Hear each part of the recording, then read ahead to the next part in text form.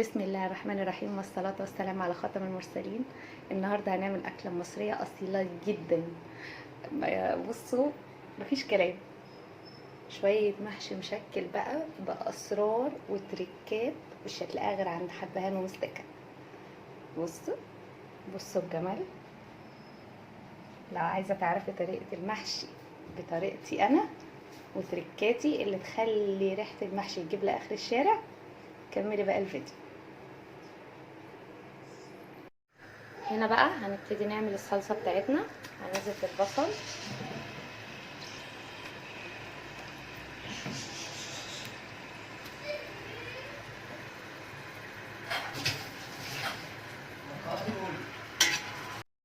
هنا البصلايه اول ما بتاخد لون هننزل عليها بقى بالمكون السحري اللي مش كل حد يعرفه. معانا هنا فلفل، ومعايا حبه من الخضره بتوع المحشي، هنحمرهم مع البصلايه تدينا طعم حلو جدا. جربوا التركايه دي هتفرق معاكم في الطعم قوي. هننزل بالفلفل والخضره وهنديها تشويحتين، وهننزل بالطماطم. جربوا الطريقه دي هتعجبكم حلوه قوي. حته التركايه الخضره ديت مع فلفل حامي. الناس اللي ما بتحبش فلفل حامي تحط فلفل رومي عادي. ده بس تشويحتين، وهنزل عليها الطماطم دلوقتي. هي بس مجرد ما بنشم ريحه الخضره.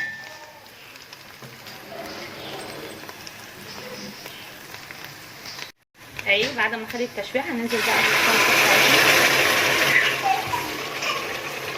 بتاعتنا. هنا هننزل بالبهارات بتاعه المحشي. البهارات معانا اهي، ثواني بس اقول لكم على مكوناتها. معانا هنا 7 بهارات: نعناع، بابريكا، كمون، ملح، كزبره ناشفه، فلفل اسود، مكعبين شوربه.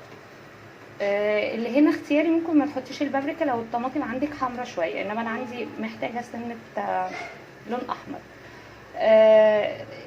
مرقه الدجاج برضو اختياري، عايزه تحطيها حطيها، مش عايزه تحطيها، بس بتفرق في الطعم جدا. ادي البهارات اهي معانا، هننزل بيها بعد ما خدت الصلصه غلوتين. قلبناها اهي، هنسيبها تتسبك خالص براحتها، وبعدين هننزل عليها بالرز المغسول. الصلصه اهي اتسبكت معانا، هننزل بقى بالرز.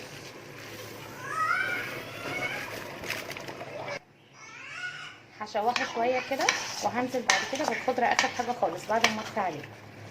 بصوا، لسه هقلب من تحت هيحمر اكتر. انا بحب اديله تشويحه بس قبل ما بشتغل فيه عشان ما يبقاش فيه سنه ميه.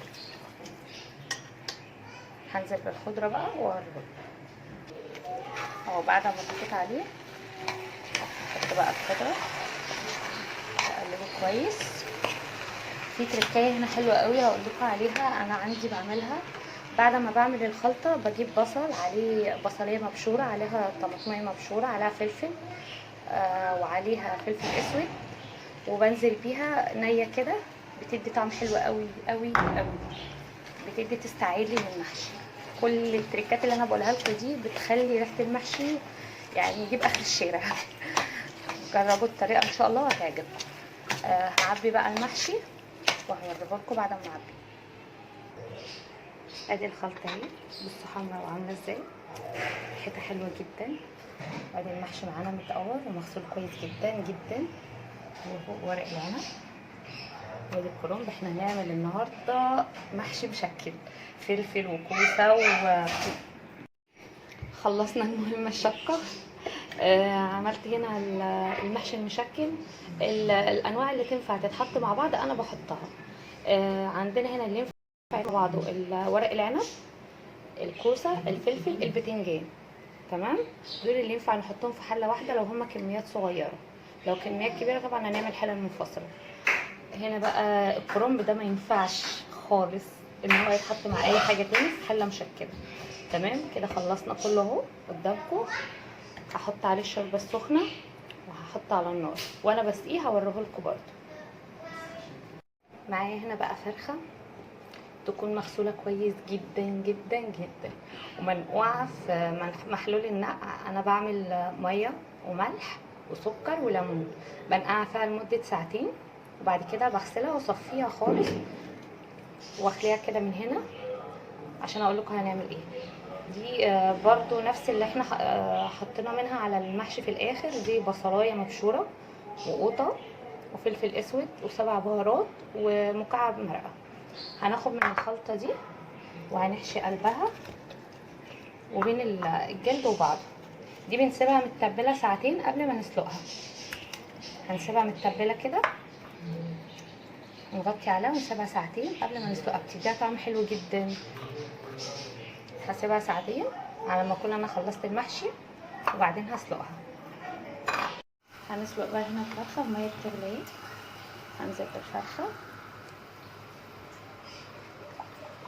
وهنزل عليها بالبهارات بتاعه الشوربه: فلفل اسود، قطايه، مكعب مرقه، ملح، حبهان، ورق لورا، وبصلايه.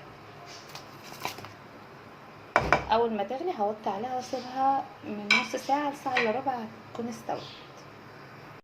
ادي الفرخه استوت اهي. دهنتها بشويه صلصه، او لو مفيش صلصه اعملها بالكاتشب. بهري الصلصه حلو، ملح وفلفل اسود وشويه كزبره، وحطيها في الفرن. احمر هنا شويه لسان عصفور، بحط سمنه على زيت، نقليه لحد ما لونه يبقى ذهبي، وننزل عليه شويه شوربه صغيرين، وبعد كده نكمل الشوربه عشان ما يشربش الشوربه كلها. لسان عصفور بياخد اللون الذهبي ده، وننزل بكوبايه شوربه واحده بس. تمام.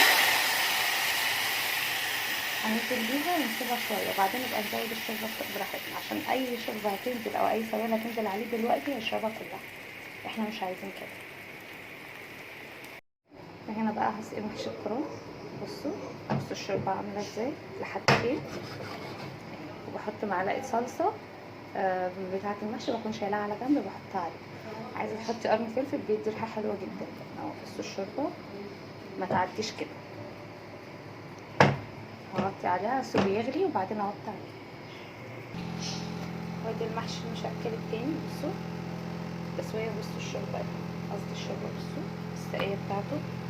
بنسقي شوربه نص البتنجان، يعني لو البتنجانه واقفه كده هنسقيها لحد النص كده. احنا كده عايزين نص البتنجانه بس هو اللي هيبقى شوربه. احطها على النار ياخد غلوه هغطي عليه. وخلاص خلصنا. بصوا المحشي ما بيتاكلش غير كده. ما تقولوليش سيرفيس والكلام ده. المحشي يعني صينيه كده يدقلك فيها. وادي الفرخه معانا اهي. بصوا عامله ازاي. بصوا شوربه اللسان عصفور جميله جدا، والشوربه فيها اهي كتير. ولو عجبتكم الطريقه بتاعتي في المحشي احلى لايك وشير، والسلام عليكم ورحمه الله وبركاته.